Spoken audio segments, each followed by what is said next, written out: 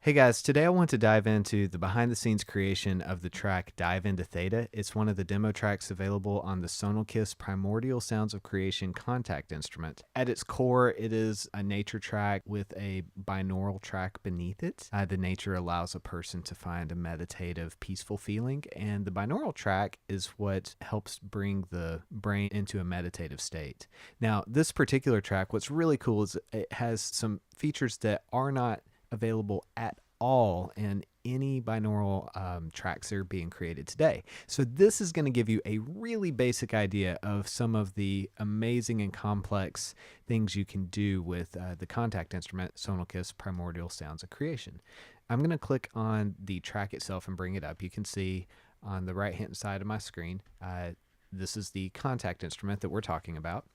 On the left hand side, you'll see that the tracks that I have, not that it's going to matter too much in this. I've got a group track that has some reference mixes I was listening to. I have a rendered out section. This is where I place my final renders.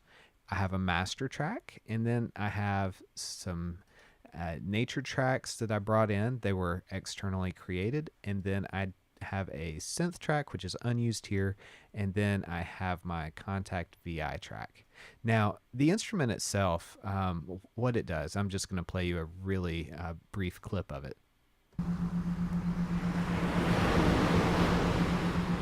Now, you'll be able to hear that behind the sounds of the waves crashing, there is a tone that is going on behind the scenes. That particular tone, if you're listening with headphones, and it's really important on any binaural track that you use headphones, it creates a slight pitch variance between the left and right ear. Typically what happens is the brain wants to find itself in synchronicity with this. It's kind of this subliminal variance that the brain picks up on. But what I did in this particular track, I'm going to double click on the track itself. It is really a simple track in that there is one long note that is drones over the duration of the entire 30-minute track. However, what is different about this track is that if you look at the CC controls down here at the bottom, you'll see that I have velocity showing as a CC. I have the mod wheel, CC2 and CC3. And what this allows me to do is that the note itself that's droning is going to fade in and fade out when the track gets started. So it's going to have a greater intensity once the listener becomes kind of entrenched into the music itself, into the soundscape. And then the other thing it does is it starts out on a particular scale. I used, instead of a key switch, which I could have used, I used the mod wheel and went ahead and set where I wanted the actual track to begin. And then I used CC2 to control the binaural difference. Now, let me go ahead and pull up the instrument itself, and I'm going to start at the beginning of the track. And what I want you to do is pay attention to what is on the screen here. You'll see that it starts off, the default settings are angelic scale and binaural being off.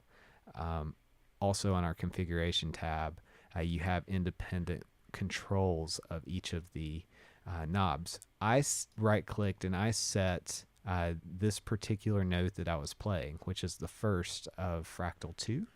I set it to CC3. That is why CC3 is being used here. CC1 and CC2 are mapped by default. None of the other knobs are mapped by default. That's just completely up to you. Now, in this particular case, let me go back in. When the track starts, you'll see it begins on the earthly scale, and it begins in a 33.3 hertz variation between the left and the right ear. This is what is known as the beta state of operation for the brain. And so as the track moves on, and I don't want this to be a long drawn out video, the point is that as this particular track plays, you're going to see on the right hand side of the screen, focus right over here. I'm just going to drag the cursor. You're going to see that the phase of the binaural state is going to be dropping until it settles in at 7.77 hertz variance. That is what uh, this CC is doing. That's CC2.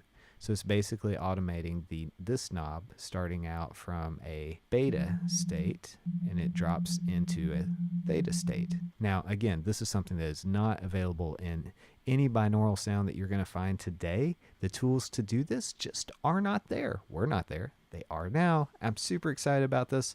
The other thing that I did, again, with this particular track, you'll notice that the CC or the first knob here, which is being controlled by CC3, also moves over the course of time. So I bring in the intensity via that particular CC3 on that knob. So I'm not jumping between different scales. I'm sticking with the earthly scale in this particular track. Obviously, you can bounce between different scales. You can phase in and out different notes. You can phase in and out of different binaural states. It takes a while for the brain to find synchronicity with the actual state itself, like beta state, alpha state, theta state. So give yourself some time. Don't try to pull someone in very forcefully. You have to guide them, and that's the big piece of it. Anyway, I just wanted to give you a little bit of a behind-the-scenes look at this track. It seems super simple when you just listen to it, but there is a little bit more complexity to it, but it's just scratching the surface, really. And so I hope you enjoy Sonalkiss Primordial Sounds of Creation. I'm extremely excited to see what everybody does with their own creations. Please shoot me an email, support@storyteller.im. I'd love to hear what you're creating. Thanks for watching.